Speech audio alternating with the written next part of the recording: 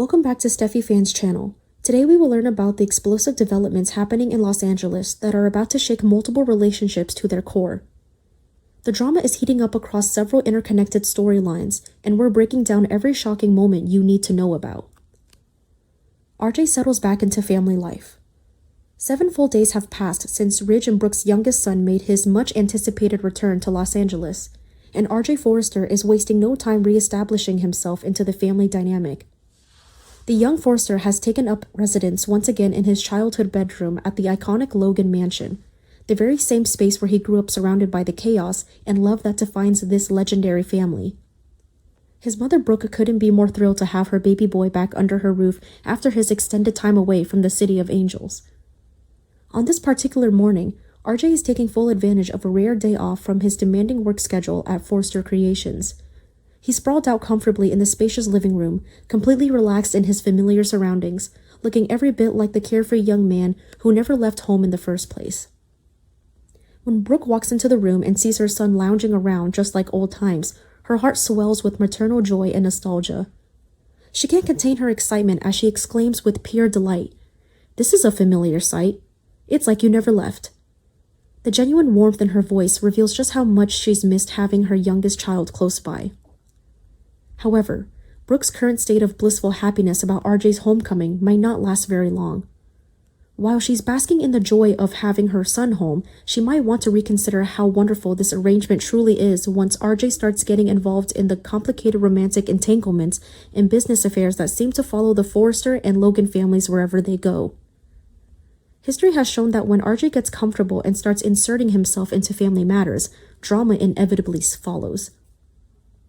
His presence could very well become the catalyst for some major upheaval in the weeks ahead. The complicated love triangle nobody saw coming. Meanwhile, across town at Giardino, a romantic powder keg is about to explode in spectacular fashion. Deacon Sharp finds himself trapped in what might be the most complicated situation of his entire colorful romantic history, and that's really saying something considering his track record.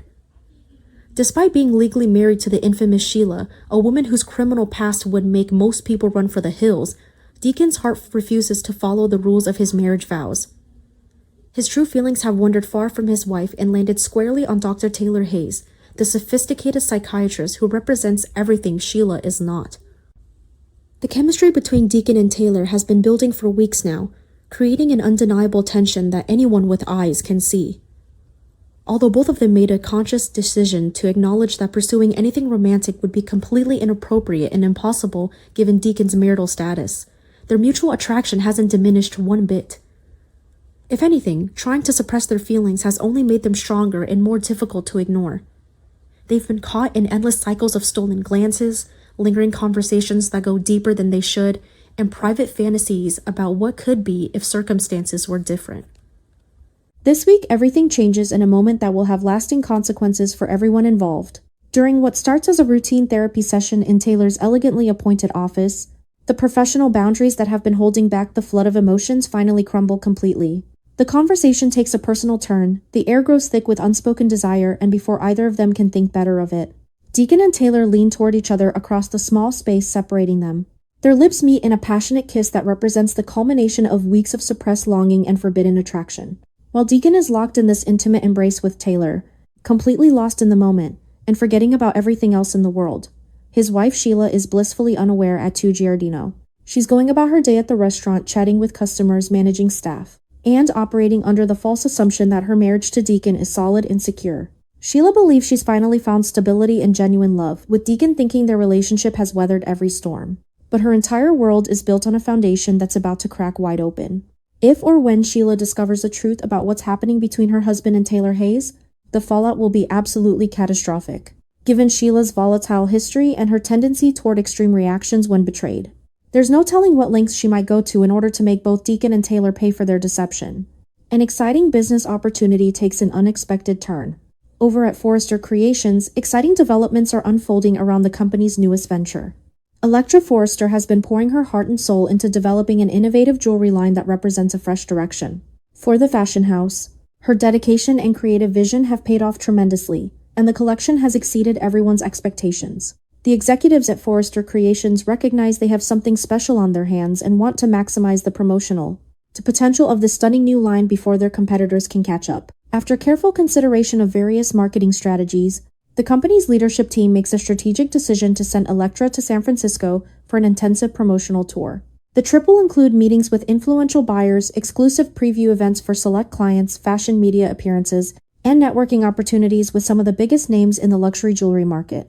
When Elektra receives the news about this career-defining opportunity, she's absolutely beside herself with excitement and gratitude.